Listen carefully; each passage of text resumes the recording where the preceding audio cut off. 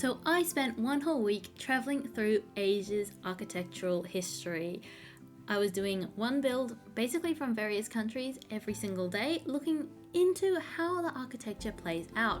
So without further ado, let's jump straight in and see what builds I created this week.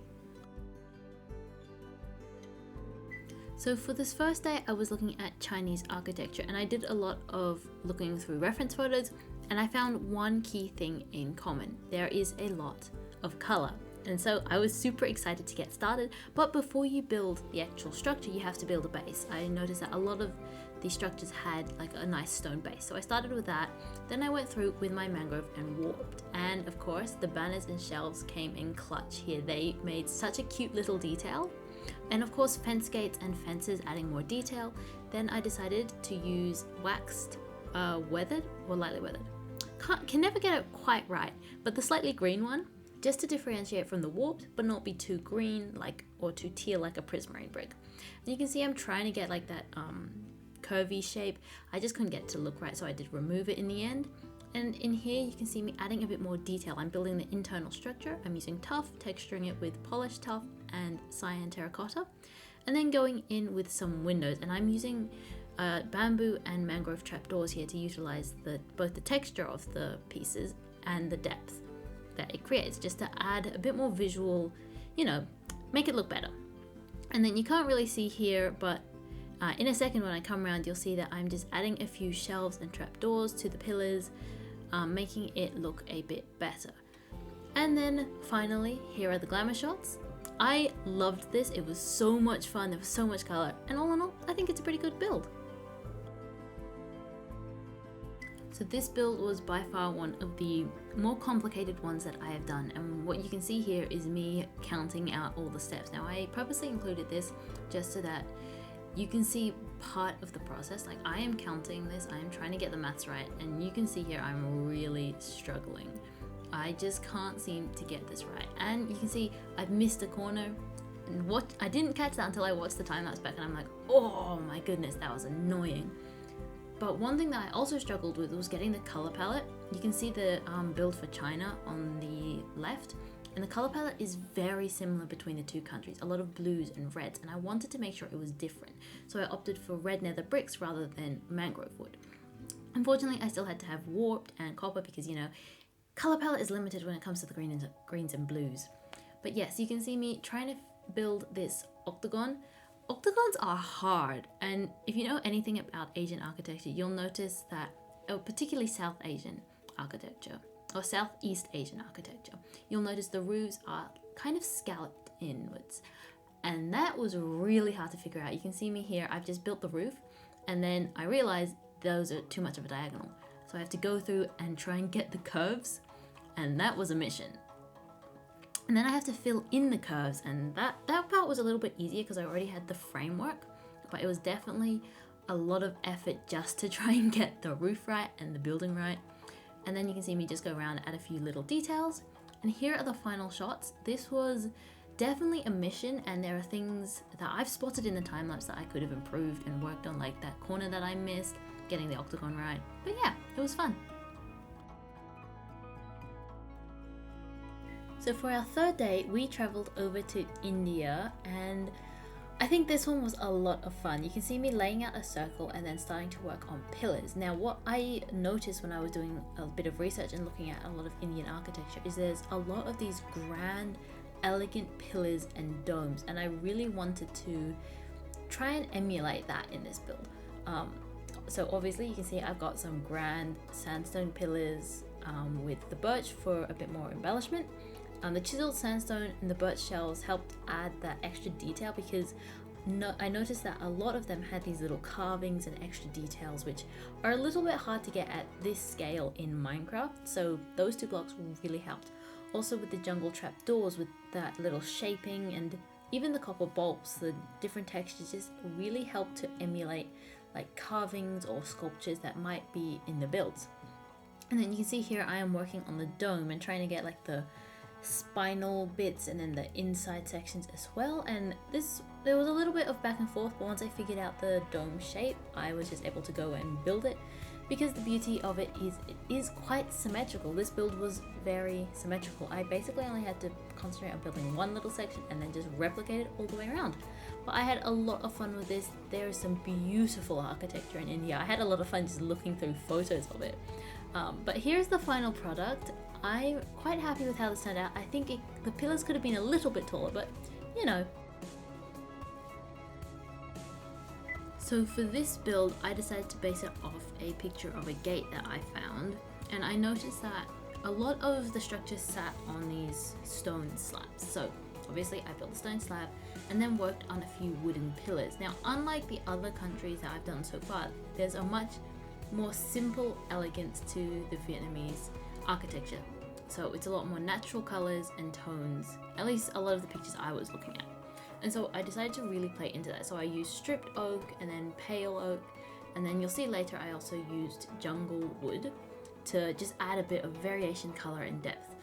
But I think the hardest thing here for me was getting the roof right, because the way the roofs were so pointed up in their curves. Like a lot of the others were a bit more subtle. Vietnam was like, nope, we are sticking these corners in the sky. And it was a lot of fun to try and figure this out, but I was kind of ripping my hair out over it because it was very difficult. You know, pale oak and jungle slabs do not layer on top of each other nicely unless it is a full block space where they're touching. So it does look a little bit messy, but I was doing the best I could with what I had. And I love adding all the details with the fence gates and the shelves. They just bring the whole build to life. And the banners as well, like banners with shelves are such a cool thing. I love it so much. It adds such a good effect. But yeah, this is the final build. It was a lot of fun. So for this build, I was really pressed on time, and so as much as I would have loved to look at the architectural elements of some of the palaces, I decided to go quite simple because time was a big issue here. So I decided to build a Torii gate. Now I'm not sure whether a gate would technically be classed as architecture, but there are still some really cool elements and shapes. And you can see here I'm going around and utilizing stairs and particularly the shelf block to try and get that variation in the shape of the pillars. And up here you can see me trying to figure out how to do that join, because the one that I was looking at had a beam at the bottom and then the beam at the top where the roof was. And then I just used World Edit to copy and paste over because, like I said, I am very much pressed for time. And the beauty of a lot of architectural things is it is quite symmetrical, especially if you're talking traditional architecture. And then I went around and did a little bit of sign. I love using banners for this. It just adds another, an element of texture. And if you use it right, especially alongside the shelves, this is something I will continue to rant about even though I didn't use it in this build. Banners and shelves work so nicely together to create such a beautiful effect. Anyway, you can see me coming along and giving it a little bit of a roof and then a little bit of copper and then slabs just to add a little bit of detail on the top. And here are the final shots. You can see where I use the banners, the slabs, a lot of slabs and stairs, quite a few basic shapes, but have to be executed properly. Yeah, so that was Japan. So for this build, I had a lot of fun doing the research. What I did was I went to Google and I just looked up traditional Russian architecture. And there was a lot of this one particular building. I think a lot of people know what it is. I don't exactly know what it's called, I'm really sorry. But it is quite famous and colorful. But I also noticed that a lot of other Russian architecture is characterized by these big towers and colorful domes on top. So I was super excited to build this because I love working with bright colors. I just think they're so much fun and exciting. So what you can see here is me going through and starting the base of the pillar with a lot of reds and yellows. So bamboo, fence gates, just to add a little bit of texture.